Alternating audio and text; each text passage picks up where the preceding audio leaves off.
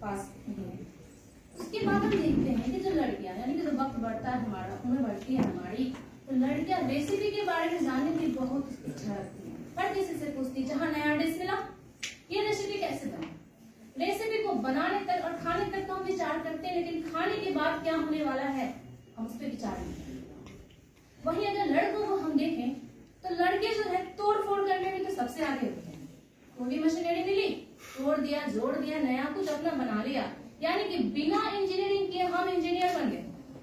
और हमारा जो एक शरीर है एक कॉम्प्लेक्स मशीन है, इस मशीन के बारे में हम जानने की कोशिश नहीं करते।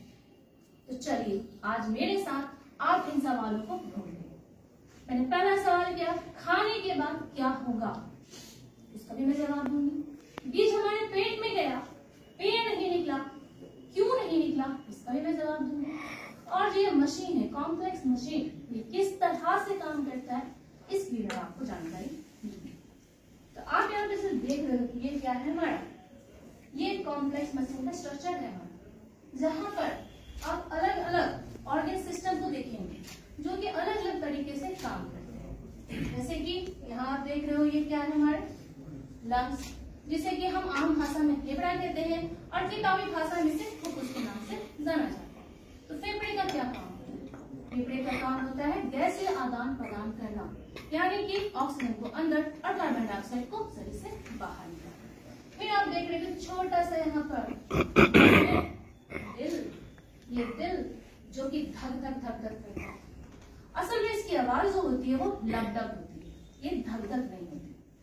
फिर आप आगे देखो तो ये जो है डायग्राम, जैसे हम हिंदी में बोलते हैं मध्य पटल। इसी मध्य पटल के फैलने और सिकुड़ने के कारण हवा जो है वो अंदर और बाहर होती है। अब आगे देख के फिर चलते हैं हम, तो यहाँ जो आपको दिखाई दे रहा है जो नीचे का पोर्शन है, यहाँ आपको हमारे क्या दिखाई दे रहे हैं, डाइजेस्टिव सिस्टम के पार्ट्स दिखाई दे रहे हैं। तो मैं आपके साथ आज इसी डाइजेस्टिव सिस्टम के बारे में चर्चा करूंगी। क्योंकि ये कॉम्प्लेक्स मशीन है हमारा, तो हम अगर चाहेंगे कि हर चीज के बारे में एक बार पढ़ें तो ये संभव नहीं है। तो एक एक पार्ट में हमें इसके बारे में जानकारी हासिल करनी है। तो मेरे साथ आप आगे चलिए और सवाल को ढूंढिए। तो जो हार्ड मांस है, यानी कि जो हमारे शरीर पे जो ऊपर के मांस उसको हटाने के बाद, पसलियों की हड्डी को हटाने के बाद जो स्ट्रक्चर नजर आता है वो आपको मैंने पहले दिखाया।